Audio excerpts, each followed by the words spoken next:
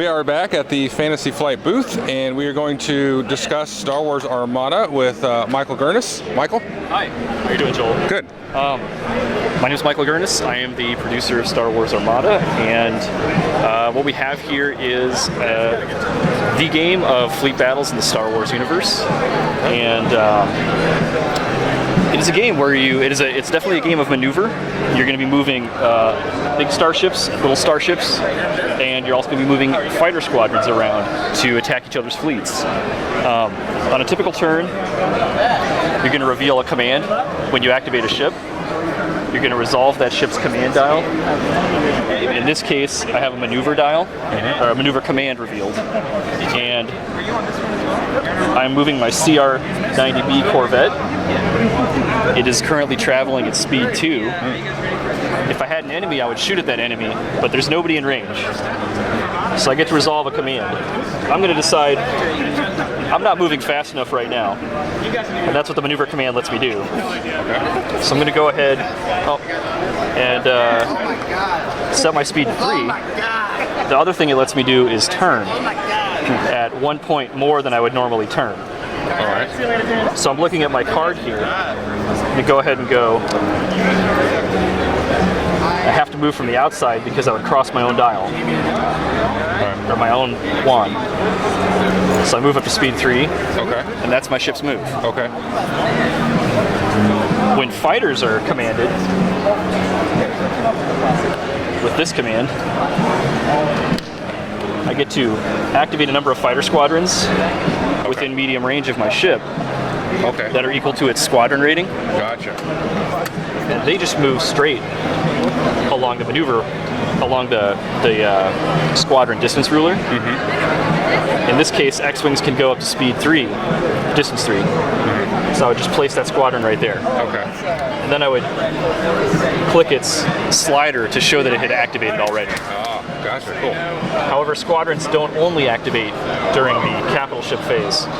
Squadrons also activate during their own phase when they get to move or shoot. So when a capital ship commands squadrons, they can do a lot more than they can do on their own. Gotcha. And the game is very much focused on the capital ships slugging it out with each other, trying to maneuver for advantage, and sending their squadrons in on bombing runs, or using their squadrons like the Empire to try to screen their capital ships against rebel fighter squadrons.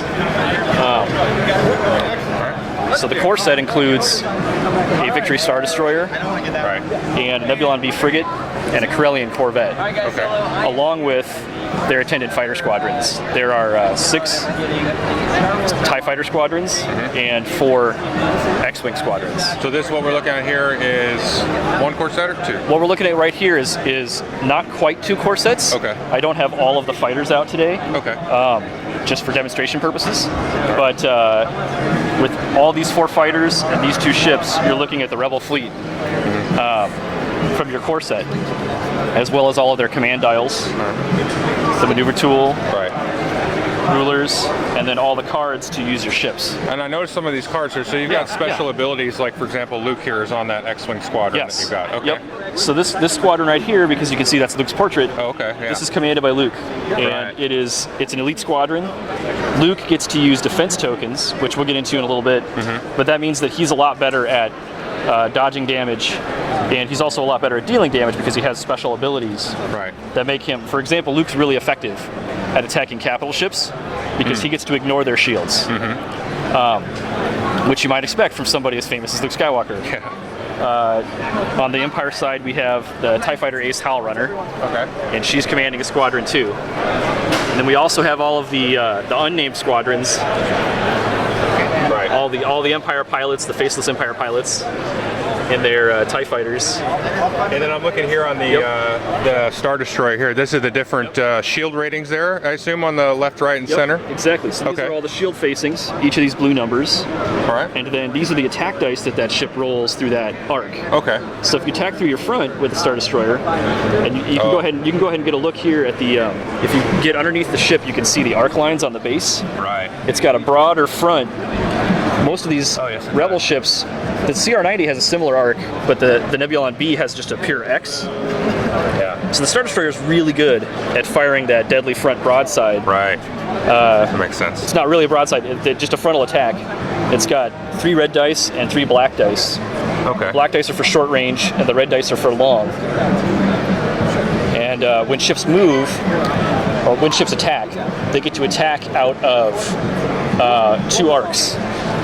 Okay. So we definitely emphasize maneuvering to get the optimal position on your opponent, so that you can fire your best 2 attacks at them, and they're going to try to do the same to you, because you want to wear down the shields in a given arc and then hit the hull, Right. and do critical damage to that ship or destroy it. Now I see over there you've got the damage cards. Is that similar to the damage style in X-Wing Yes. with crits and?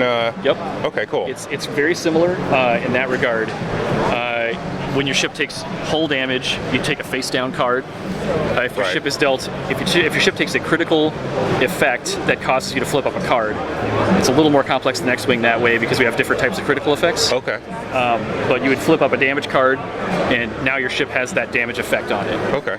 However, ships can repair in Star Wars Armada. We have the repair command, which I'll show you here in a sec. It's this gear. If you reveal that command, Right. that means your ship gets to use its engineering rating to restore shields, or restore hull points, Nice. or even move shields from sector to sector for Okay. better defense. Okay.